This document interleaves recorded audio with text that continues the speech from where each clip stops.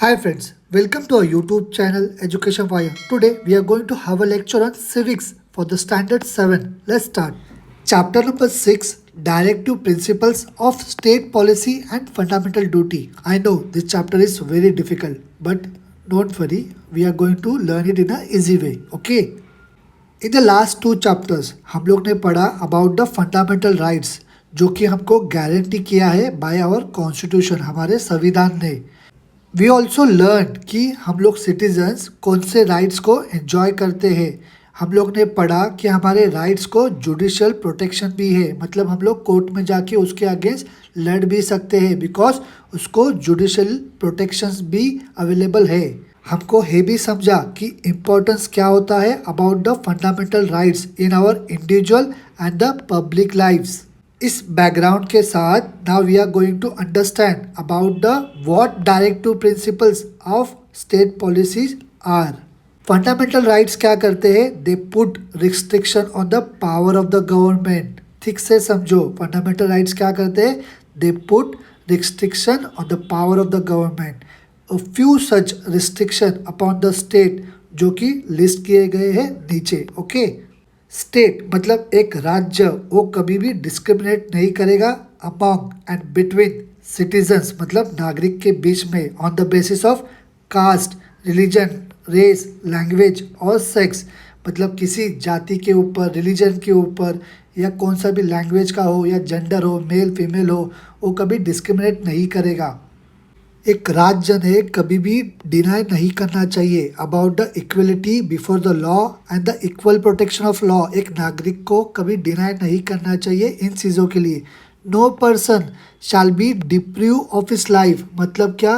Keep और take away something wanted. Okay, एक राज्य they cannot impose any religious taxes. हमारे कॉन्स्टिट्यूशन ने एक्सप्रेस किया है इंस्ट्रक्शन को, किनको? राज्य को. अबाउट व्हाट पॉलिसी मतलब उन्होंने कौन सी पॉलिसी को धारण करना चाहिए. हमारे कॉन्स्टिट्यूशन ने ऑलरेडी एक्सप्रेस किया है मतलब इंस्ट्रक्शन दिया है एक राज्य को about the policy it should undertake. Okay, मतलब है कौन सा नेचर है? ये नेचर है ऑफ गिविंग डायरेक्टिव्स मतलब क्या करना? एक गाइडलाइन प्रोवाइड करना about how to achieve the goal जो कि एक्सप्रेस किए गए हैं हमारे प्रियम्बल में. इसलिए इनको बोला जाता है directive principle of state policy. Okay, why were the directives included? हमारे कॉन्स्टिट्यूशन में इस डायरेक्टिव को क्यों इंक्लूड किया रहेगा? जब भी हम लोग इंडिपेंडेंस हमको मिला, ओके, तभी सब चीज़ें ख़त्म हुई क्या? नहीं, हमारे सामने एक ग्रेट चैलेंज आया ऑफ एस्टैब्लिशिंग ऑर्डर और स्मूथ एडमिनिस्ट्रेशन को कैरी ऑन करने के लिए. हमारे सामने एक चुनौती थी of eradication of poverty, backwardness और इलिटरेसी को, मतलब इनको ख़त्म करना था, इसको अर्जेंटली परस्यू करना था. परस्यू मतलब टू फॉलो समथिंग. हमारे सामने टास्क था ऑफ नेशन बिल्डिंग, उसी को हमको सबसे ज़्यादा प्रायोरिटी देना था. For this new policies had to be drawn up और उसका इम्प्लीमेंटेशन करना और उसको अंडरटेक करना. ओके, हमारे देश के सामने गोल क्या था? लोगों का भला, पब्लिक का वेलफेयर, उसको अचीव करना था. इन शॉर्ट, इंडिया को ट्रांसफॉर्म करना था into a developed and progressive nation. हमारे कॉन्स्टिट्यूशन ने सब्जेक्ट को स्पेसिफाई करके रखा था to which the union and the state government उन्होंने क्या करना चाहिए? अपने पॉलिसी मतलब लोगों के भले के लिए जब भी वो पॉलिसी बनाए तो इसको priority they. Okay, through the DPSP, इसका शॉर्ट फॉर्म है directive principle of state policy. क्या है इसका शॉर्ट फॉर्म? DPSP. ओके, हर एक डायरेक्टिव में इट कंटेन्स अ सब्जेक्ट, उसमें क्या होता है? सब्जेक्ट होता है फॉर द स्टेट पॉलिसी. हमारे इंडियन कॉन्स्टिट्यूशन के जो मेकर्स है उनको रियलाइज़ हो गया था कि it would require a lot of resources. समझो कि उन लोग ने सोचा इन सारे पॉलिसीज़ को हम लोग इम्प्लीमेंट करेंगे एट द सेम टाइम. तो ओके, इनको पहले से ही पता चल गया था.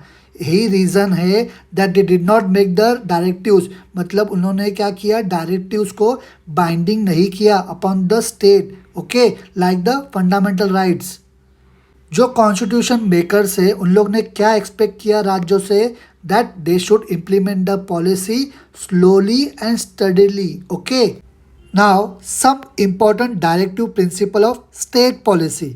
एक राज्य क्या करता है, सिक्योर करता है adequate means of livelihood for all citizens without any gender discrimination, मतलब कुछ भी भेदभाव ना किए. Okay, adequate means of livelihood मतलब सभी को एक्सेस देना to sufficient resources, income and opportunities को. एक राज्य क्या करता है, सिक्योर करता है equal pay for equal work for both man and women. एक राज्य क्या करता है, सिक्योर करता है the improvement of public health. एक राज्य क्या करता है, वो एंडेवर करता है, वो ट्राई करता है बहुत hard to protect and improve the environment, और उसके साथ ही वो सेफगार्ड भी करता है फॉरेस्ट एंड वाइल्ड लाइफ हमारे देश का. एक स्टेट ने क्या करना चाहिए, प्रोटेक्ट करना चाहिए all monuments of historic interest and national importance. Okay, एक राज्य ने प्रमोट करना चाहिए with special care the educational and economic interest of weaker section of the people. Okay, specially कौन सा, शेड्यूल कास्ट और शेड्यूल ट्राइब्स के लोगों का. एक राज्य ने ऑफर करना चाहिए पब्लिक असिस्टेंस उन नागरिकों को इन केस ऑफ अनएम्प्लॉयमेंट, जो बेरोजगार है, जो ओल्ड है, जो सिक है मतलब बीमार है, ओके, उनके लिए एक्सेट्रा. एक राज्य ने सिक्योर करना चाहिए एक यूनिफॉर्म सिविल कोड जो कि एप्लीकेबल हो पूरे देश भर में. है यूनिफॉर्म सिविल कोड का एम होता है टू रिप्लेस पर्सनल लॉज जो कि किसी रिलीजियस ट्रेडिशन पे बेस्ड हो. ओके, डीपीएसपी और फंडामेंटल राइट्स है दो साइड्स है ऑफ द सेम कॉइन के. ओके, फंडामेंटल राइट्स के वजह से हम नागरिक को क्या मिलता है, हमको लिबर्टी मिलती है, और डायरेक्टिव प्रिंसिपल के वजह से एक एटमॉस्फेयर क्या होता है, क्रिएट होता है जो कि नेसेसरी है for the growth of democracy. Okay, conducive मतलब मेकिंग समथिंग हैपन. समझो एक डायरेक्टिव प्रिंसिपल का इम्प्लीमेंटेशन गवर्नमेंट ने नहीं किया है तो हम लोग उसके लिए कोर्ट में नहीं जा सकते हैं. हम लोग गवर्नमेंट के ऊपर प्रेशर डाल सकते हैं कि तुम लोग इस पॉलिसी को इम्प्लीमेंट करो. उसी से क्या होगा, हमारे जो गोल्स है वो मीटअप हो जाएंगे. Okay, now about the fundamental duties. हमारा कंट्री एक डेमोक्रेटिक कंट्री है, उसमें सिटीजन्स के पास ड्यूअल रिस्पॉन्सिबिलिटी होती है, मतलब दो रिस्पॉन्सिबिलिटी होती है. They should not only be vigilant. Vigilant मतलब उन लोग खाली सतर्क रह के ही नहीं चलेगा अबाउट देयर राइट्स, जो कि अनफेयरली उसको रिस्ट्रिक्ट नहीं हो रहे ना, इसका खाली ध्यान रख के ही नहीं चलेगा. But they should also fulfil some duties और रिस्पॉन्सिबिलिटी. उन लोग ने कुछ ड्यूटीज़ और रिस्पॉन्सिबिलिटी को भी फुलफिल करना चाहिए. हमारे कॉन्स्टिट्यूशन ने मतलब हमारे संविधान ने ऐसे बहुत सारे प्रोविजंस करके रखे हैं through fundamental rights and DPSP लोगों के भले के लिए. जो बेनिफिट्स होते हैं गवर्नमेंट स्कीम्स के वो सभी लोगों तक नहीं पहुंच पाते हैं जब भी उन लोग फंडामेंटल ड्यूटीज़ को ठीक से फुलफिल नहीं करते हैं. फॉर एग्जाम्पल के लिए गवर्नमेंट ने इम्प्लीमेंट किया है बहुत सारे प्रोजेक्ट अंडर इट्स स्वच्छ भारत स्कीम. ओके, मगर लोग क्या करते हैं, उन लोग खुद को अपने हैबिट को चेंज नहीं करते. उन लोग क्या करते हैं, पब्लिक प्लेसेस को क्या करते रहते हैं, डर्टी मतलब गंदा करते रहते हैं. इसके लिए इंडियन सिटीजन्स ने क्या होना चाहिए, कॉन्शियस होना चाहिए. ओके, अपने रिस्पॉन्सिबिलिटी को लेके समझदार होना चाहिए कि हमारी भी कुछ रिस्पॉन्सिबिलिटी है इस देश के प्रति. फंडामेंटल ड्यूटीज़ को हमारे कॉन्स्टिट्यूशन में इंक्लूड किया गया है. Fundamentals of the Indian citizens, उसको अभी हम लोग ठीक से पढ़ेंगे और समझेंगे. ओके, फर्स्ट जो फंडामेंटल ड्यूटी है वो टू अबेड बाय द कॉन्स्टिट्यूशन और रिस्पेक्ट करना हमारे नेशनल फ्लैग और नेशनल एंथम को. अबेड करना मतलब एक्सेप्ट करना और उस हिसाब से बिहेव करना. Second one is to cherish और फॉलो करना नोबल आइडल्स को जो हमको इंस्पायर करते हैं our national struggle for the freedom. To uphold और प्रोटेक्ट करना हमारे देश के सोवर्निटी को, यूनिटी को और इंटीग्रिटी को, मतलब आत्मसम्मान को हमारे देश का, हमारे कंट्री को क्या करना, डिफेंड करना. And to render national service जब भी हमको बुलाया जाए देश सेवा के लिए.